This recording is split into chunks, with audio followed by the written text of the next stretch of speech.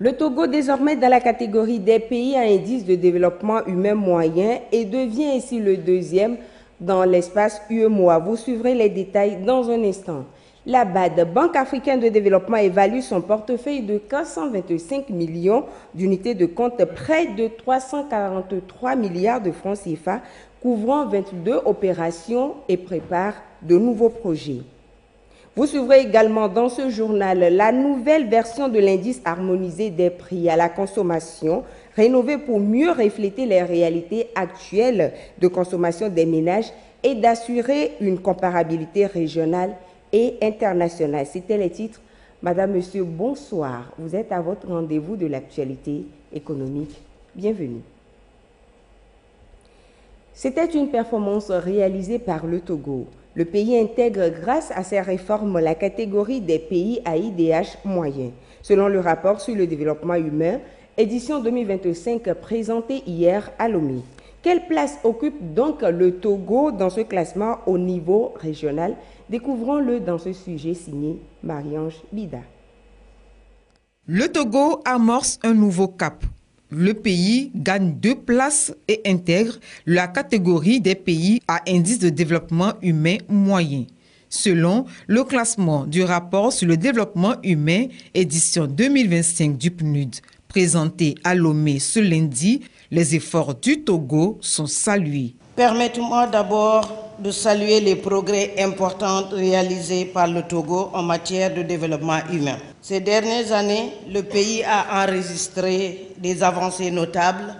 Le Togo se positionne au 4e rang en Afrique de l'Ouest, derrière le Cap-Vert, le Ghana et la Côte d'Ivoire, et au 2e rang au sein de l'UEMOA. Cette nouvelle position du Togo repose sur des réformes mises en œuvre dans plusieurs secteurs stratégiques dans le cadre de la feuille de route gouvernementale Togo 2020-2025. Avec les investissements massifs en infrastructures de santé et surtout d'amélioration de la qualité des soins. En matière d'éducation, il y a eu des investissements qui ont permis de construire au moins 6500 nouvelles écoles, de recruter au moins 15 000 nouveaux enseignants, ce qui a amélioré de façon substantielle l'encadrement des élèves. On a aussi observé un shift qualitatif en matière de la fréquentation des jeunes filles. Dans le domaine de la protection sociale,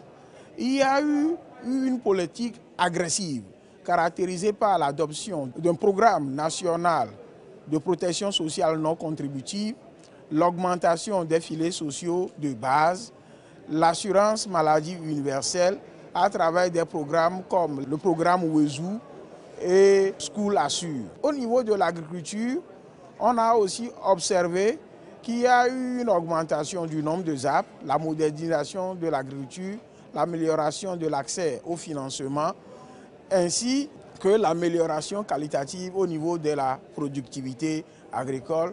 Tout ceci a contribué à améliorer le niveau de revenus des populations. L'accès à l'électricité et l'accès à l'eau potable se sont substantiellement améliorés. L'ensemble de ces leviers structurels ont permis au Togo de franchir le seuil pour être dans les pays donc, à développement humain moyen. Cela a contribué à créer plus de 900 000 emplois ces 5 dernières années. Au niveau de la Banque africaine de développement BAD, la revue annuelle des performances de portefeuille au titre de l'année 2025 au Togo a été présentée hier. Les différents projets et programmes gouvernementaux, les réalisations concrétisées, les contraintes, les perspectives, tout sera passé au peigne fin durant les 4 jours d'assises pour un mieux-être des Togolais. Voyons cela avec Ulrich Amega. Une rencontre capitale des différentes unités de gestion des projets et programmes gouvernementaux avec un objectif clair.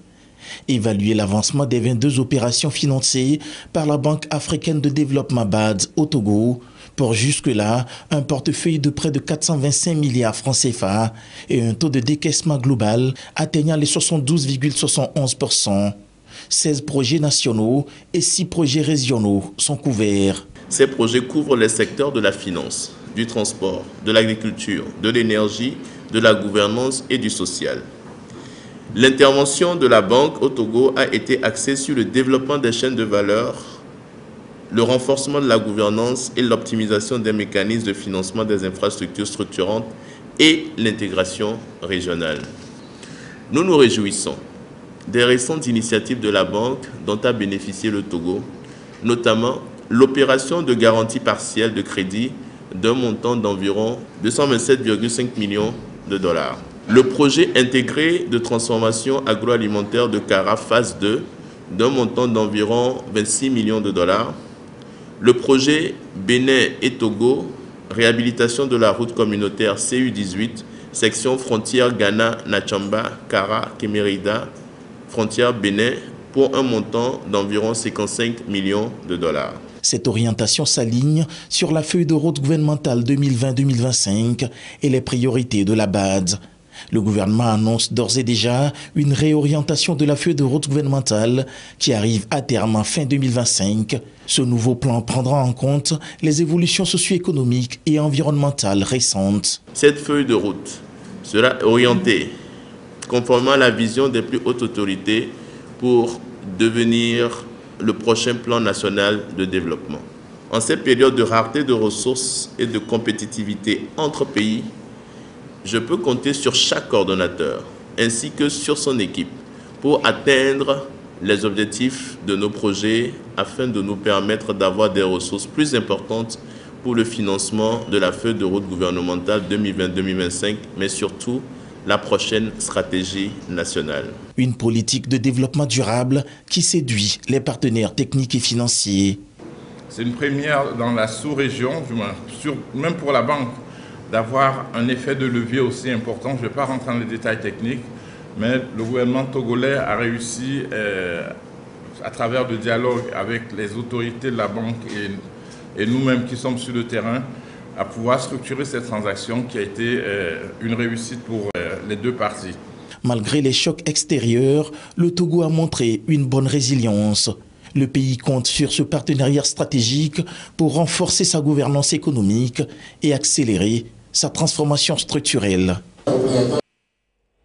Depuis 2014, un pas décisif est franchi avec l'extension de l'indice harmonisé des prix à la consommation à l'échelle nationale.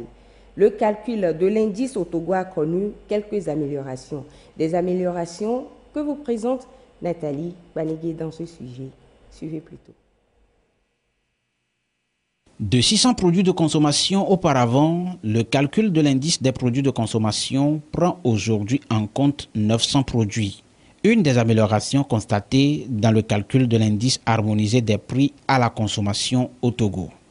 Nous avons un panier qui tourne autour de 600 produits, aujourd'hui à près de 900 produits. Nous avons aussi le nombre de marchés qui a augmenté, c'est-à-dire les marchés où on peut collecter les prix a augmenté conséquemment. Et le nombre de zones, c'est-à-dire les régions ou bien les zones économiques dans lesquelles on peut collecter les prix a augmenté aussi.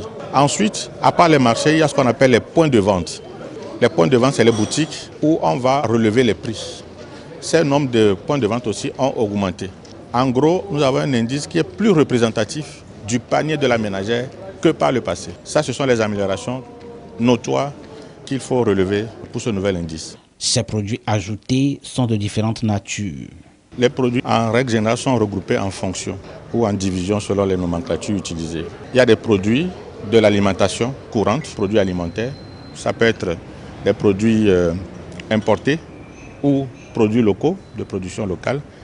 Les produits de la santé, les services de santé, les services d'éducation, les boissons et tabac, comme on les regroupe. Et puis éducation, transport, télécom sont quelques fonctions qu'on peut retrouver dans le panier de la ménagère.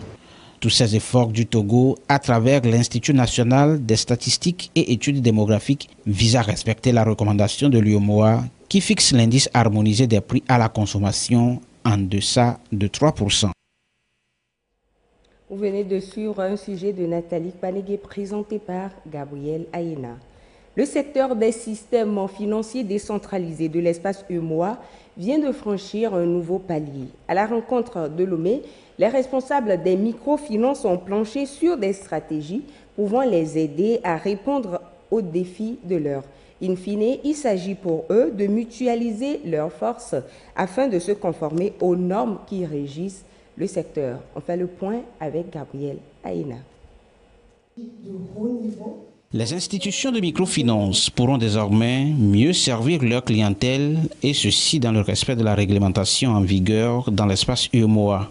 À ce rendez-vous de Lomé, les responsables chargés de systèmes d'information de ces SFD sont rassemblés pour mutualiser leurs forces et connaissances pour plus de performance. Après un état des lieux de leurs prestations de services, il ressort certaines insuffisances. La question de la conformité est une question globale et elle embrasse beaucoup de domaines.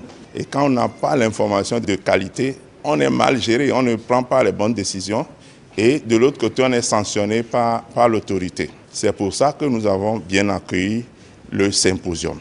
En 2023, en décembre exactement, les ministres des Finances des 8 pays de notre Union monétaire ouest-africaine, l'UEMOA, se sont réunis à Cotonou et ils ont adopté une nouvelle loi communautaire. Et au fur et à mesure, les pays l'insèrent dans leur arsenal juridique. Et quand moi j'ai entendu parler de ce séminaire, je me suis précipité quand on m'a invité, parce que c'est une question fondamentale. La finalité de ce symposium, c'est de faciliter l'inclusion financière des populations, donc de l'UEMOA. Si vous demandez aux institutions de microfinance de pouvoir collaborer entre elles, ou de collaborer avec les fintech, avec des partenaires techniques pour pouvoir déployer plus de services à destination des populations. C'est pour faciliter l'inclusion financière. Des experts et personnes ressources du secteur des finances ont, à travers des panels enrichissants, suivi de débats, édifié davantage les participants. La recommandation principale, c'est la mutualisation des moyens. La suite, c'est qu'il revient à l'association professionnelle des microfinances d'organiser cette mutualisation-là. Nous attendons beaucoup et nous allons les aider. Parce que nous savons faire. Nous, Sergi, nous travaillons déjà avec grosso modo 66 banques à travers l'Afrique de l'Ouest. Le symposium de Lomé sur les SFD de l'espace UEMOA augure d'un avenir meilleur pour le secteur des finances de proximité. Et du côté du Bénin, à Cotonou précisément, une formation a été organisée à l'intention des journalistes de l'espace UEMOA du 15 au 19 septembre dernier. Cette session a permis de renforcer les compétences des journalistes sur des thématiques économiques souvent complexes, leur permettre également de mieux maîtriser les notions et terminologies économiques afin de produire un traitement plus rigoureux et accessible à tous. Et puis cela a suivi la formation. Voici son commentaire. Permettre aux professionnels des médias de mieux traiter les informations économiques et financières de l'Union afin de les rendre plus accessibles au grand public. Tel est l'objectif poursuivi par cette formation à l'endroit des journalistes issus des 8 États membres de l'UEMOA. Les travaux ont été axés sur 3 principaux axes: les politiques, la gouvernance, les indicateurs économiques, ainsi que les grands chantiers de l'Union. Dans son analyse, le professeur a abordé les mécanismes de décision communautaire, les banques multilatérales, l'émergence des politiques publiques, le rôle des journalistes dans l'information des populations. Cette rencontre a permis aux participants de mieux comprendre les indicateurs économiques et de renforcer leurs capacités pour assurer les couvertures médiatiques pertinentes et adaptées aux politiques économiques de l'UEMOA. La formation m'a permis de connaître beaucoup de choses sur la gouvernance budgétaire et la gestion financière des États. Nous avons appris à travers cette formation qu'aujourd'hui l'économie a des mécanismes qu'il faut maîtriser pour pouvoir écrire un bon article journalistique et même faire un bon reportage. Organisée sur 5 jours, cette formation est à sa 2e édition après celle tenue au Sénégal en 2023. Le coordonnateur de la plateforme des médias de l'UEMOA a salué cette initiative et invité les professionnels des médias à intégrer les notions acquises dans le traitement des informations économiques et financières. C'est une chance pour les médias aujourd'hui et nous devons vraiment saisir cette opportunité. Parce que de mémoire de la commission de mémoire, c'est la première fois qu'il y a ce genre de collaboration étroite, dynamique entre les médias de notre espace communautaire et un président de la commission de l'UEMOA. 44 journalistes ont bénéficié de ce renforcement de compétences. Ils retourneront désormais dans leurs rédactions respectives, enrichis de nouvelles attitudes pour mieux informer le public sur les enjeux économiques de l'UEMOA. Le port autonome de Lomé, dans la dynamique de satisfaire davantage ses clients, renforce ses installations.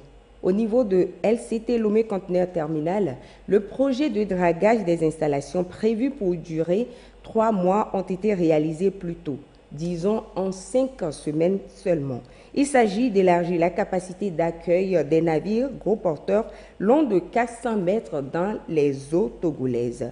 Le chenal d'accès a été approfondi, les quais élargis. Suivons les détails avec Ulrich Améga. Le port autonome de Lomé franchit une nouvelle étape dans son développement. Dans ce port en eau profonde peuvent désormais accoster des navires de 400 mètres. Une avancée qui confirme son rôle de hub portuaire stratégique en Afrique de l'Ouest. Et c'est à l'actif des travaux de dragage lancés au mois de juillet dernier par Lomé Conteneurs Terminal LCT. Ils ont permis d'atteindre 18,60 mètres de profondeur dans le chenal d'accès. Le cercle d'évitage, quant à lui, a été élargi de 500 à 550 mètres. Le bassin du terminal atteint désormais 17,60 mètres et l'avant-bassin 17,95 mètres. Au total, nous avons dragué environ 1 million de mètres cubes, représentant un investissement de 5 milliards de francs CFA. LCT n'a pas seulement pris en charge le dragage de son propre bassin, mais a également financé le dragage du chenal d'accès et le cercle d'évitage du port de Lomé.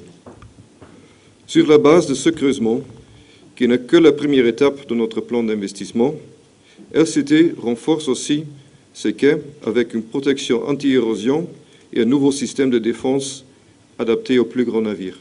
Ces travaux s'inscrivent dans un programme d'investissement de 80 milliards de francs CFA en infrastructures et équipements destinés à assurer la manutention de ces navires. Le chantier a été financé par Mediterranean Shipping Company via Terminal Investment Limited et par China Merchant Port Holding. Des investissements qui confirment un climat des affaires propice qu'offre le Togo. Nous tenons à souligner leur importance particulière dans l'écosystème portuaire sous-régional marqué par la forte concurrence sur le trafic en transbordement et en transit. Nous demeurons à présent certains que l'accueil des navires de 400 mètres, autrefois considéré comme une gageure par certains pilotes, est devenu plus aisé pour tous avec l'approfondissement du chenal d'accès, l'élargissement du coude et surtout l'approfondissement au niveau des quais. Le port autonome de Lomé, en restant fidèle à son slogan « Faire plus qu'hier et davantage demain », s'engage à répondre aux grands défis maritimes relatifs à l'accueil des mastodontes de la mer. Ainsi, les équipements de quais et de parcs doivent-ils s'adapter aussi vite que possible afin de raccourcir les délais de séjour de ces gros porteurs dans nos eaux. Ces aménagements portent la capacité annuelle du LCT à 2,5 millions équivalent 20 pieds et créent près de 150 emplois directs.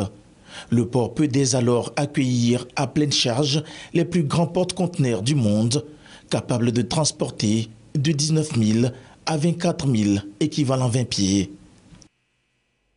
Suivons à présent les cours des devises de ce mardi 23 septembre 2025. L'euro toujours inchangé, 655,95 à l'achat comme à la vente. Le dollar américain est de 552,75 à l'achat et 559,75 à la vente.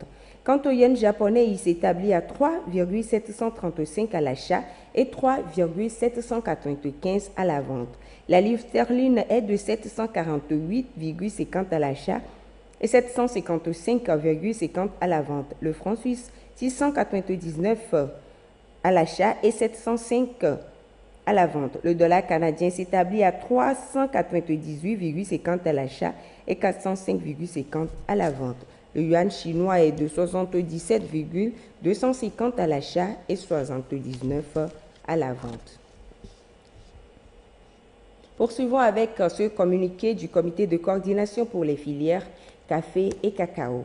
Le secrétaire général du comité de coordination pour les filières café et cacao communique les prix indicatifs aux producteurs pour la période du 16 au 30 septembre 2025 sont déterminés sur la base des cours mondiaux comme suit. Café Saint Robusta, 1795 francs le kilo. Cacao qualité supérieure, 2610 francs le kilo. Notez bien, ces prix sont calculés par rapport à l'échéance de novembre 2025 pour le café et de décembre 2025 pour le cacao, signé le secrétaire général Anselme Gouton.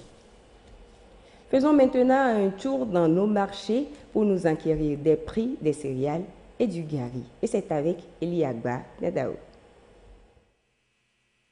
Le prix des céréales et du gari sur les marchés de référence du Togo se présente comme suit.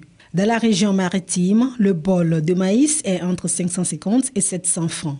Dans les plateaux, il est entre 500 et 550 francs. Dans la centrale, le bol de maïs varie entre 500 et 550 francs.